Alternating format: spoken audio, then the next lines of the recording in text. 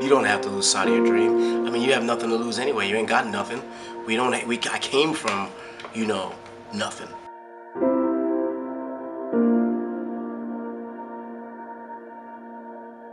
I'm looking outside because I never get to go outside. I'm always in the studio shooting, which is not a bad thing. Today was a good day. Real pleased, real happy with what we got.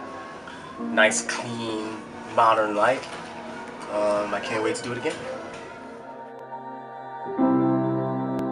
I originally got interested in photography really out of my love of drawing and painting and things in the arts. I used to take art classes as a kid, and what really happened was my mom was late enrolling me in art classes. The only thing available because of the lateness was a photography class, so she talked me into that. I took it and fell in love with it, and that's really sort of by accident. So I may have been 12 years old when that happened, maybe even 9, who knows. But I started really young, sort of by accident, and I just never stopped doing it.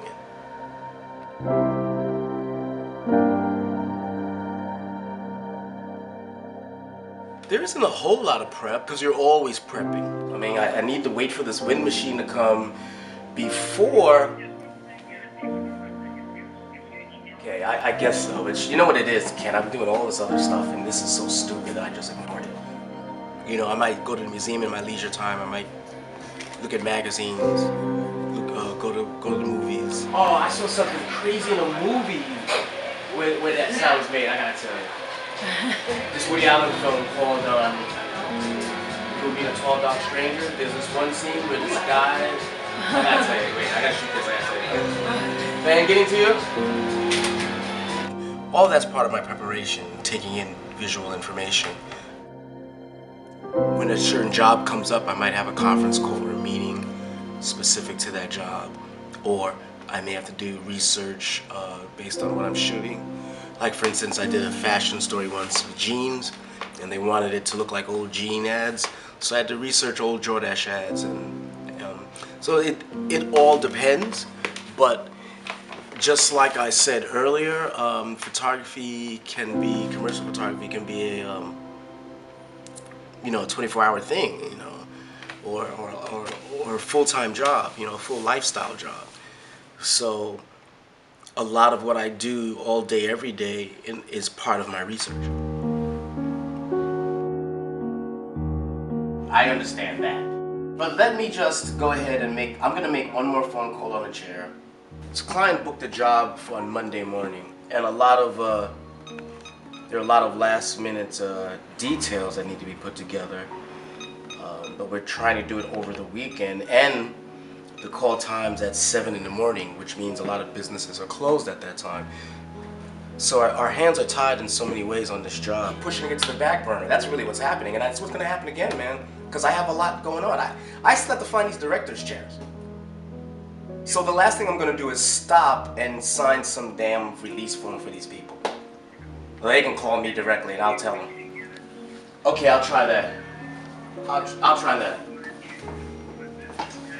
Okay, I'll send an email to all the assistants as part of the call sheet information. Well, I understand the director chair thing, I just understand that for the model's back.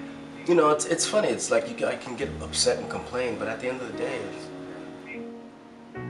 but you go ahead and work on it. If you guys can find it, fine. If I find out that Milk can deliver it, then, I want to know if you guys rented tall director's chairs.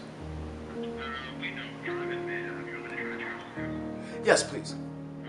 So they're transferring me to Drive-In Studio, which was the other number I got, but it turns out Trek and Drive-In are the same company. This is Keith Major. How you doing, man? I'm good, in spite of crazy clients. I wanted to know if you rented the tall director's chairs.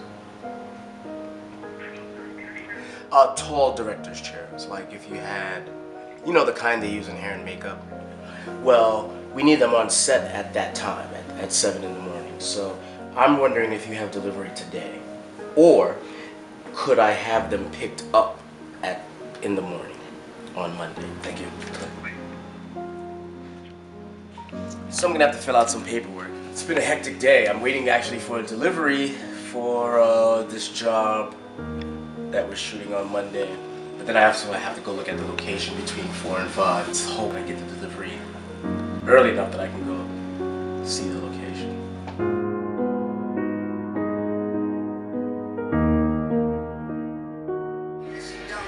Tell me lies, make it sound good, make it sound good.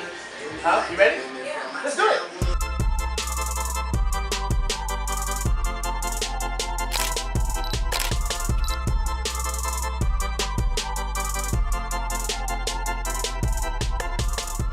I'm always trying to get better, and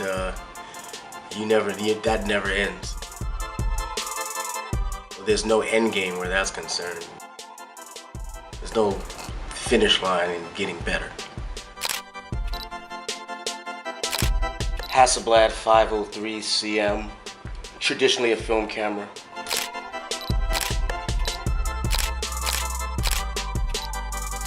This is another Hasselblad body. And now instead of film, I have a digital bag. I use digital photography right now just because it's what the clients want. You know, it's what's current. My favorite lens is this, the 150, which is a portrait lens. Like in 35 millimeter, this would be similar to a 100 or 135. Photography is a full-time job for me. I work for myself, and I live and die by what I do. There's no part-time job. You know, this isn't a hobby or a side hustle. It's what I do. That's who I am. That looks like fun.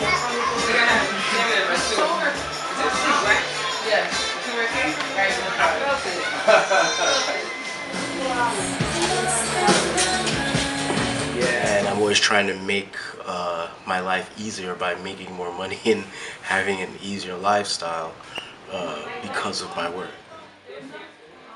I'd like them to be able to celebrate their own beauty and enjoy their own beauty through my efforts. I like to be able to hold up a mirror to say, see how amazing you are.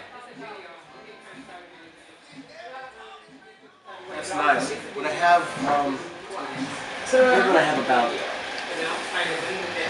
20 films, you know, I live in my studio. And I wouldn't have it any other way. It took a while to get to this place, but even when I wasn't completely working for myself as a photographer, I took jobs in photography. So I never lost sight of what it is I really wanted to do, and I never took a safe job, you know, to just in case the photography doesn't pay off. No, I always went straight for it, and that's just what made sense to me. Oh Lord! Almost down. Go for it, baby. We got it. They're going on they're coming really well. You know, we have a couple we have to do over because they didn't like the tops, but as far as the photography goes, it's looking good. I'm pleased.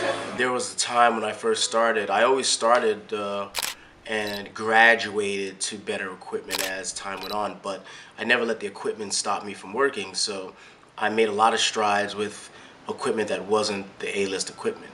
I even got paid to do things without A-list equipment and did well.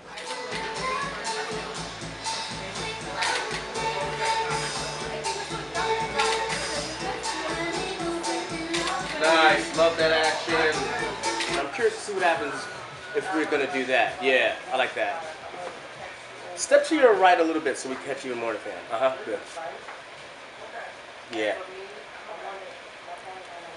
I've never had a problem turning down a day with the family, choosing work over family. I'm a single man at an advanced age, and most of it's because I choose photography before anything. Yeah, I choose my work over anything. I'm going to continue to shoot fashion and beauty and fashion editorial, but it's for me, it's like this never-ending wheel of what was that called? Treadmill. Like it's sort of like this never-ending like treadmill, or you're just on this thing, this constant chasing the latest trend, chasing the fashion, reinventing yourself again. And photographs sometimes don't have staying power because they're old, and fashion keeps moving forward. You know, so it can be a real frustrating kind of creativity.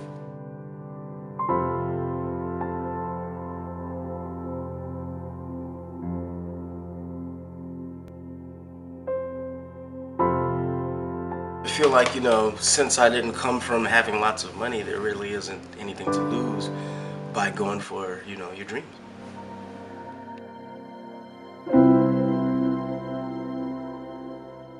This is Keith Major. Him and I go way back.